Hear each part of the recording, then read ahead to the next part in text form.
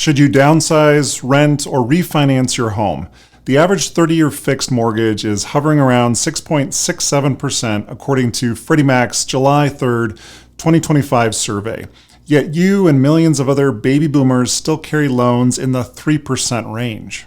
At the same time, homeowners have piled up a record $212,000 in tappable equity on average. The market is short nearly 4 million homes, and typical single-family rent just hit $2,296 a month.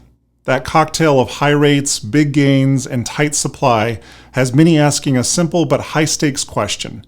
Do we downsize, do we rent, or should we refinance? Let's walk through each option so you can decide which move protects your nest egg and your peace of mind in the current high interest rate environment. First, a quick market reality check. Mortgage rates are off their 2023 highs, but are still roughly double the pre-pandemic average, and economists expect them to stay between 6 and 7% through 2025. Home equity credit lines are even pricier at about 8.9% for a 10-year HELOC. Yet the equity cushion remains deep. ICE Mortgage Technologies counts 48 million borrowers with ample room to tap cash. On the demographic front, the National Association of Realtors says baby boomers make up 53% of all home sellers this year, and an outsized share of buyers as well. Even with more new listings trickling in, Realtor.com still pegs the national deficit at nearly 4 million homes, so competition, especially for single-story or low-maintenance properties, is fierce. That backdrop shapes every path we're about to explore. Option 1. Sell the big place and downsize. Freeing up six-figure equity can slash monthly expenses and inject fresh cash into retirement accounts. For example, selling a $600,000 colonial home with $300,000 left on the loan could net roughly $270,000 after commissions and closing costs. Enough to pay cash for a smaller $450,000 condo and still stash money in treasuries yielding more than 5%. Utility, insurance, and property tax bills typically fall 20 to 40% after a size-for-size move, according to Remodeling Magazine case studies. That's the upside. The rub is inventory and financing. The moment you try to buy, you face the same 6 to 7% mortgage that today's borrowers are dreading. Unless you can pay all cash, that higher rate eats into the equity you just unlocked.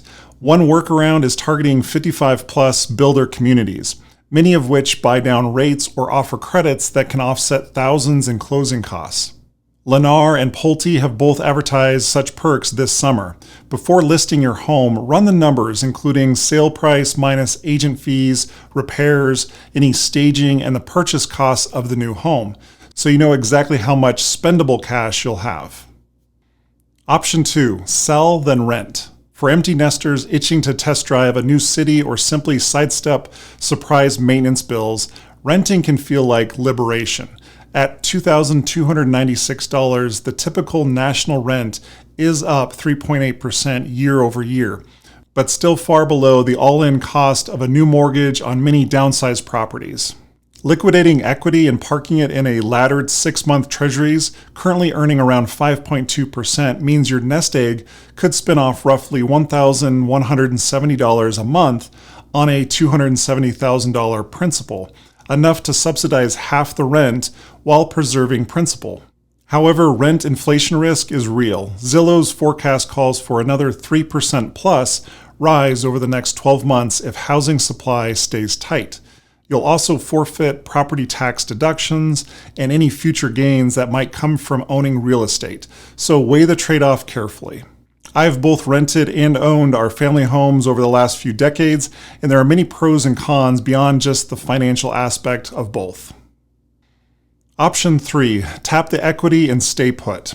Despite today's headline rate, many baby boomers are still refinancing, but not to lower the rate. They're cashing out. Data shows $45 billion in equity withdrawals in Q1 of 2025, the biggest first quarter haul since 2022.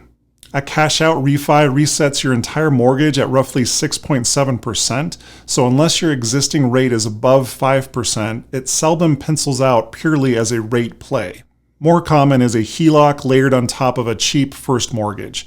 Today's average variable HELOC starts at near 8.9%, but you only pay interest on what you draw. And many lenders are narrowing margins as Fed easing expectations are rising. If you're over 62, a reverse mortgage line of credit can act like a standby cash reserve. Its unused balance actually grows over time, and unlike a bank HELOC, it can't be frozen if credit markets seize up. Whichever tool you choose, aim to keep combined loan-to-value below 60% to protect against any price dips and preserve flexibility for future moves.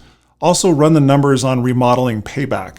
The 2024 cost-to-value report shows the median project returns only 66% of its cost at resale, with upscale jobs often recouping less than 50%. That means a $50,000 kitchen may bump enjoyment, but it won't necessarily boost your market value. So how do you decide? Start with cash flow math.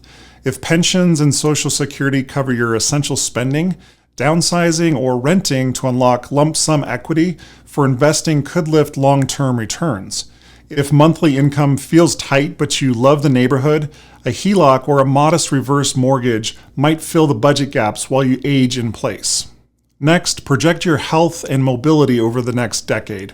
Stairs are always a concern as we get older, and retrofitting for accessibility often costs less before a crisis hits.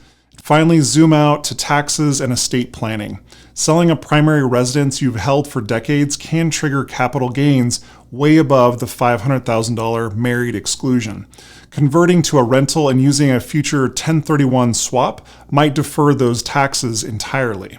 Conversely, staying put means heirs inherit a stepped-up basis, wiping out unrealized gain at death. Let's take a closer look at taxes because this one rule can save your heirs a fortune.